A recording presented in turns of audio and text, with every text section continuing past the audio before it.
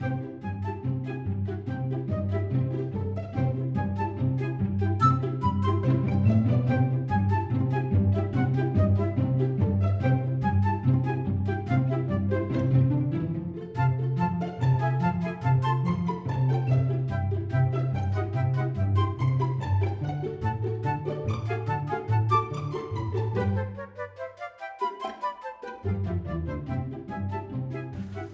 Classics is sponsored by the Gateway Film Center and is produced by John DeSando and Johnny DiLoretto. Listen to shows online at WCBE.org. I'm Johnny DiLoretto. I'm John DeSando. This is Cinema Classics. And this is post-Oscar. This is our post-Oscar wrap-up chat. Now listen, I have to admire you for picking Parasite for the best film of the year when I thought it was the best film of the year, but I never believed it would take both the international and the best of them all. So tell me. It was not my favorite, but I knew it was going to win. Okay. And if you remember, I laid out a scenario to you prior to that it was going to take both best international film and best picture, thereby doubling down on the history-making event that became. Yes. Right. Yeah.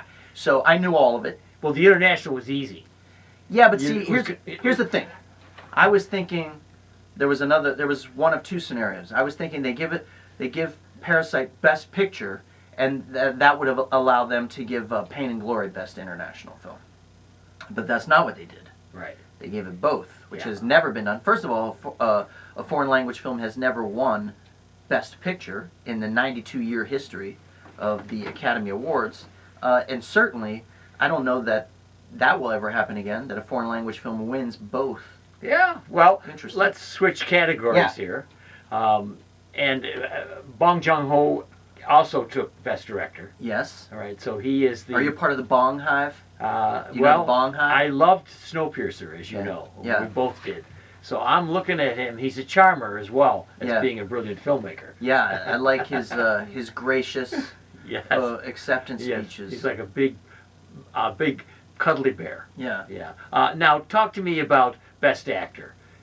We pretty much had predicted that Joaquin Phoenix would take it, and there's no surprises there. And then, when people like average, your casual moviegoers, your casual Oscar viewers, they aren't necessarily privy to the run-up awards, all of the run-up awards.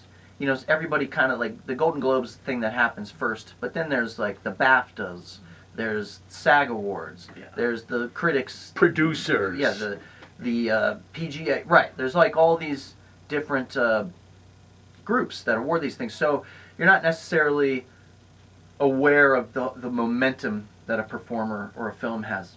In Joaquin Phoenix's case, it was like a done deal. Yes, right? I mean, that would have been a bizarre turn of events if he hadn't got it. So, he deserved it. It was one of the most powerful portrayals of mental illness that we've seen in a while. Yeah. I was happy with... I'm sure pretty soon they're going to start whining and complaining about people, you have to hire someone who's actually mentally ill.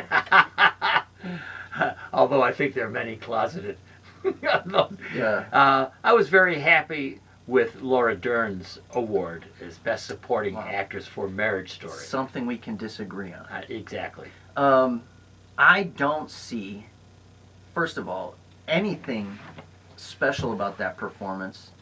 That's nothing she hasn't been doing for the last 10 years. That I'm sure she's... I don't know, I need to check this out, if she's won an Emmy for her performance on Big Little Lies. But... this is her Big Little Lies character, just cast in a different profession. Right, I really, I said I was happy. Yeah, I know, I get it because she's been around. Right, she's a great, talented actress, but... And would you say that you could apply the same litmus test to Brad Pitt's award for Best Supporting Actor?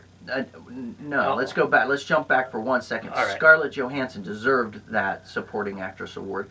Here's somebody who's been a movie star of the highest caliber, still choosing to take risky projects, and her performances over the years have gotten better and better.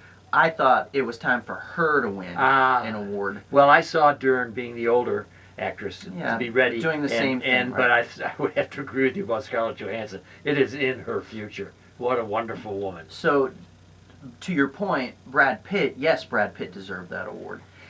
That performance, though not as challenging as, say, like his role in Benjamin Button or even Moneyball, his performance right there is the perfect confluence of star charisma and acting chops and just being perfect for a role. Well, right. But tell me how this compares with the performances of Joe Pesci and Al Pacino, I mean, as supporting actors. I mean, to me, and I realize they're more dynamic, they're more intense, yeah. they're more over the top. I'll tell you, no, you know, those performances that Pesci and Pacino gave were really great. I mean, they're great measured performances. Yes. I didn't, as much as I love those guys, you know, they have given better performances in the past.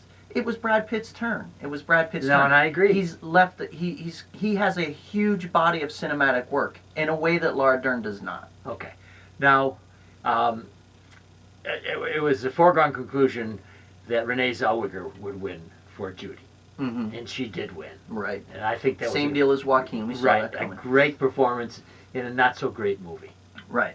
Now, there's a performance that we never see or talk about for the Oscars, and that's Adam Sandler in Uncut Gems. And I'm wondering, have we talked about that before? No, we have not. All right. But it's pretty well known that it was almost a deliberate snub.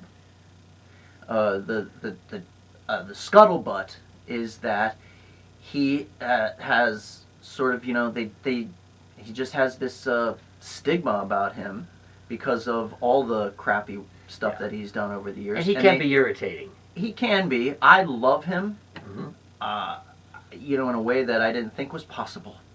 But yeah, I think he was definitely snubbed. In addition to that, A24, which produced it, Mm-hmm. and not at all a shabby production company, No. seemed, from my take, to back away a little bit from the marketing of that. Yeah, I wonder if they did back away from it or if they just didn't do a perform good job. well. Yeah. Because he won so many other awards. Yes, he did. Yeah. Leading up to it, that you would think they would have pushed back a little harder on that. Yeah. You know what I hope to see out of it really is just that he applies himself to more challenging roles because he's such a dynamic performer. Yeah. Yeah. And so good at, you know, hitting little notes that other actors are incapable of. And in the defense of A24, they did produce Moonlight, Mm-hmm. which came as the surprise Right. a few years ago. Yeah, so I wonder what they did differently there. I don't know. Yeah. All right. Well, what else? anything was there? else? Anything else? Any surprises for you? Any surprise? Eminem showing up to perform on the awards was a surprise. Past. Yeah. What was that? I don't know. Yeah, what is You know what? I don't know. odd. It's just a little throwback performance. I didn't mind it. I thought it was pretty cool. I like the responses that it got in the crowd. I do like, you know, the shorter, hostless Oscar scenario. Doesn't shorten the ceremony though. I don't know. I don't mind it. I like to kind of dig into the sofa and enjoy the awards. So it was a good. We had a great crop of movies this year. I hope that 2020 is half as good as last year. Yeah. All right. Well, we'll see. Yes. And we'll be here, we hope, to comment and to criticize, which is our job. Same time, same channel next year.